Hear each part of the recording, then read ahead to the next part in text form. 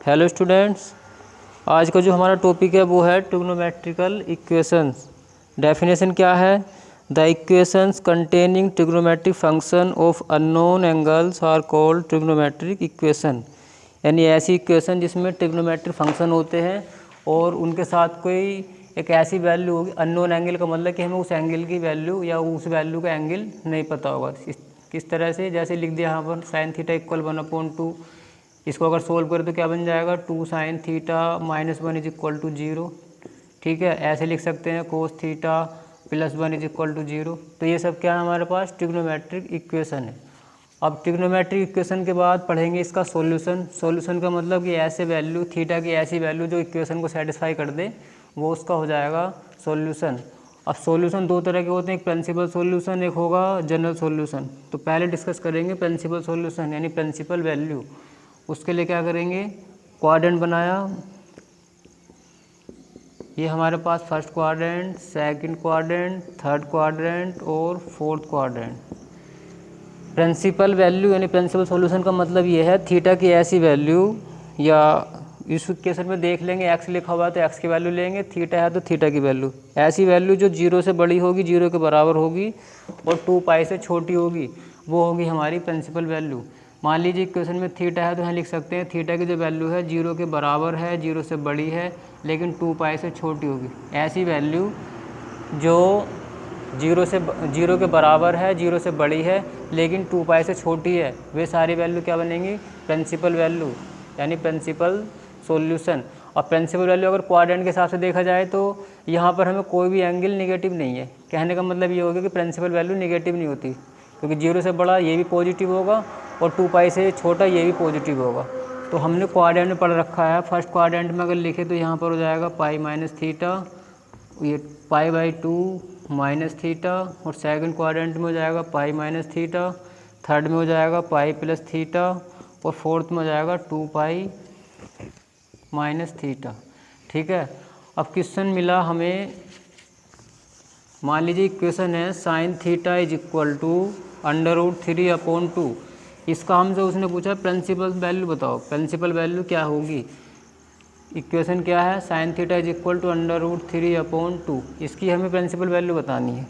Principal value का मतलब ये है, इसके हिसाब से कितने आंसर आएंगे? 2 आंसर आएंगे। 2 आंसर का मतलब यहाँ पर एंगल जो है थीटा जो है पॉजिटिव है। और पॉजिटिव कहाँ कहाँ होता है? सारे रेशियो जितने भी रेशियो हमने पढ़े हैं ये 2 क्वाड्रेंट में पॉजिटिव होते हैं। अब कौन कहाँ होगा उसके बारे में सोच लेंगे। फर्स्ट, सेकंड, थर्ड और फोर्थ। साइन जो है 2 जगह प्लस का होता है, एक तो फर्स्ट क्वाड्रेंट में और एक सेकंड क्वाड्रेंट में।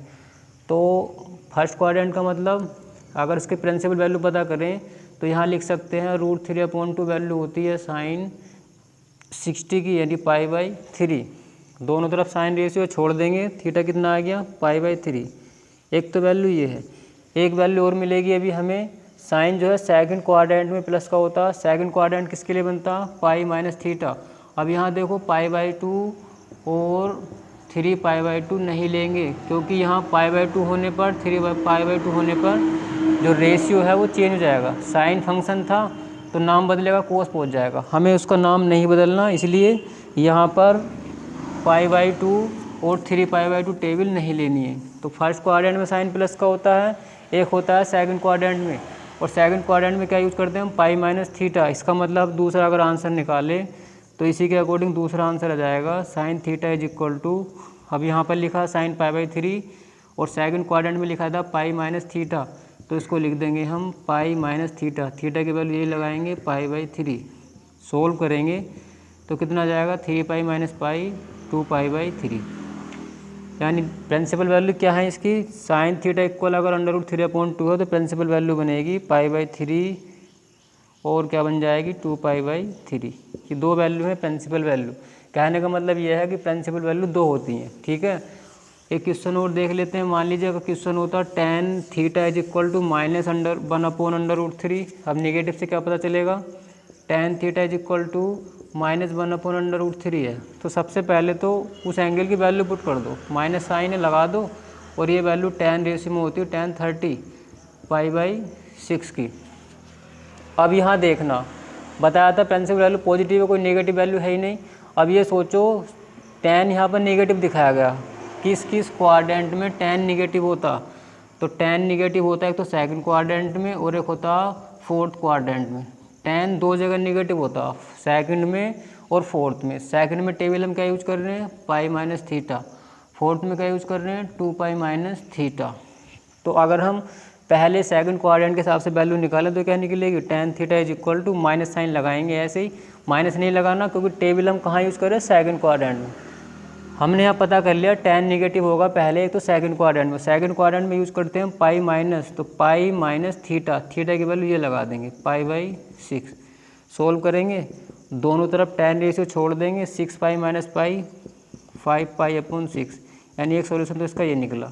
दूसरा सोल्यूशन क्या है, अब इसी को अगर आगे लिखा जाए तो दूसरा सोल्यूशन निकलेगा हमें 2 पाई माइनस थीटा से, तो क्या लिखेंगे, tan theta is equal to tan 2 pi minus theta में भी tan नेगेटिव होता है, तो इस नेगेटिव के लिए हम क्वाड्रेंट यूज कर रहे हैं, ठीक है। आप क्या लिखेंगे यहाँ पर 2 पाई और थीटा हमारे पास वही रहेगा जिसके लिए जिस एंगल की वैल्यू थी पाई/6, और जब सोल्व करोगे तो कितना जाएगा, 6 to 12 माइनस 1 11 पाई/6।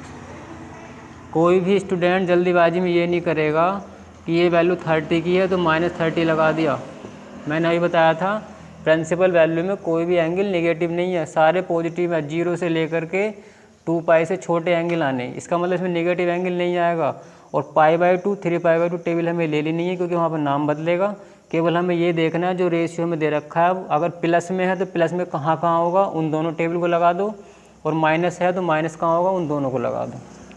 ये हो गया हमारा प्रिंसिपल वैल्यू के लिए। अब डिस्कस करेंगे जनरल सॉल्यूशन के लिए।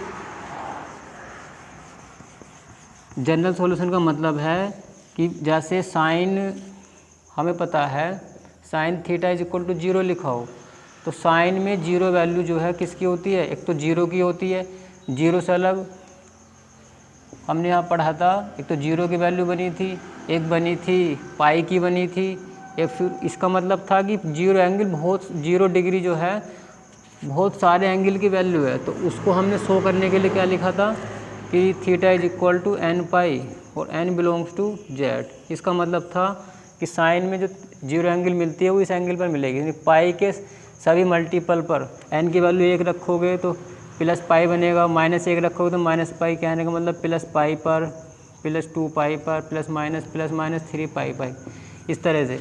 इसका मतलब पाई के सभी मल्टीपल पर क्या होता है, साइन 0 होता। अब कोस में बताया गया था cos theta is equal to 0, cos में 0 के लिए बताया गया था theta is equal to 2n + 1 into pi, जहाँ n बिलोंग्स टू z। इसका मतलब क्या था कि यहाँ n की वैल्यू अगर इंटीजर से रखें तो यहाँ जो वैल्यू बनती चली जाएंगी कोस वहाँ पर 0 हो जाएगा। अब n की वैल्यू मान लो प्लस रख देंगे, माइनस के भी रख सकते हैं, तो कहने का मतलब रिजल्ट जो आएगा वो ये आएगा +- पाई/2 +- 3 पाई/2 +- 5 पाई/2, इस तरह से। साइन जो होता है पाई के मल्टीपल पर 0 होता है, और कोस जो 0 होता है पाई/2 के ओड मल्टीपल पर। ये पाई/2 का ओड मल्टीपल 1 है, यहाँ पर 3 यहाँ 5, तो पाई का ये सारे मल्टीपल पाई के हैं, और ये है पाई/2 के ओड मल्टीपल। देखो पाई के मल्टीपल को अगर पाई/2 के मल्टीपल में समझा जाए तो क्या बनेगा, +- पाई कब बना होगा, ये तब बना होगा जब ऐसे लिखा होगा।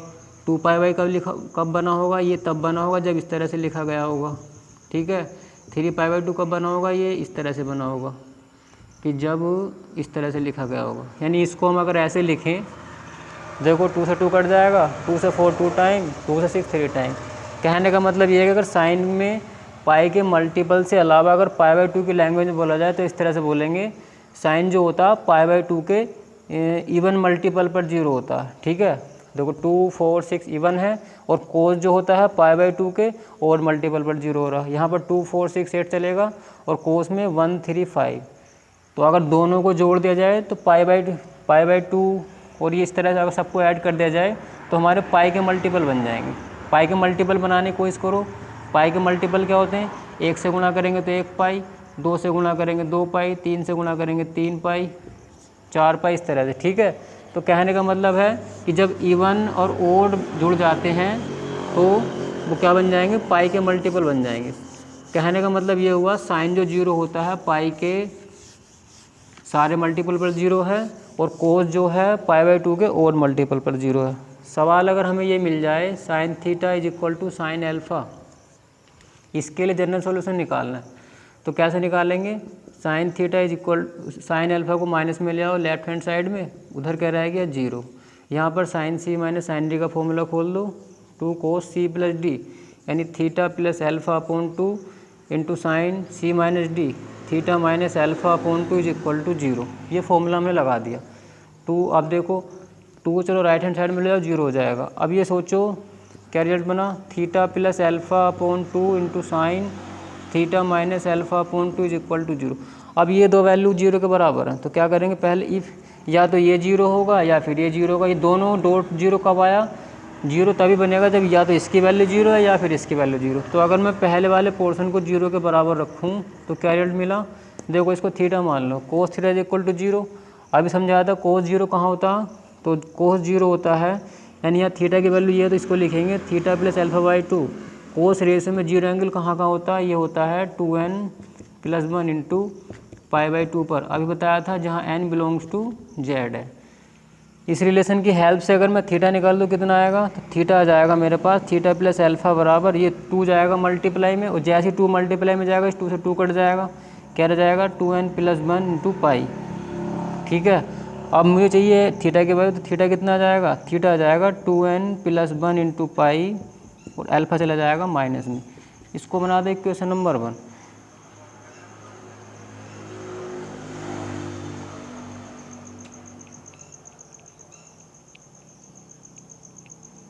उसके बाद अगर मैं इस सेकंड रिलेशन को 0 के इक्वल रखूं, सेकंड रिलेशन क्या है, थीटा माइनस एल्फ़ा अपॉन 2। जैसे इसको 0 के इक्वल रखा, अब इसको 0 के इक्वल रखेंगे तो सेकंड जो इसका फैक्टर था वो क्या था, थीटा माइनस एल्फ़ा/2 साइन में। तो अगर मैं इसको 0 के इक्वल रख दूं, इफ़ यदि sine theta minus alpha upon 2 is equal to 0, तो यहाँ से क्या मिला मुझे, साइन 0 कहाँ पर होता, तो थीटा की वैल्यू तो ये है, साइन 0 होता है n पाई पर जहाँ n बिलोंग्स टू z। अब इसको सोल्व करेंगे थीटा के लिए, तो थीटा कितना आएगा, theta minus alpha is equal to n pi, 2 divide में था मल्टीप्लाई में जाएगा, थीटा की वैल्यू हो जाएगी 2n पाई, ये जाएगा प्लस में अल्फ़ा। Equation number 2। अब देखो इक्वेशन नंबर 1 और 2 को कंबाइन करना है, कंबाइन करेंगे इक्वेशन नंबर 1 एंड 2 को। 1 एंड 2 को कंबाइन करने का मतलब देखो एक नया फॉर्मूला बन जाएगा। तो इधर दोनों तरफ थीटा, तो थीटा रहेगा theta is equal to, combine करो इसको कैसे, ये क्या बता रहा है 2n + 1 क्या बताएगा, ओड नंबर शो करता, और 2n क्या बता रहा है इवन नंबर। इसका मतलब ये पाई के कैसे नंबर हैं, ओड नंबर यानी ओड मल्टीपल, और ये पाई के कैसे हैं, इवन मल्टीपल। अब ओड मल्टीपल और इवन मल्टीपल को ऐड कर दिया जाए तो पाई के मल्टीपल बन जाएंगे।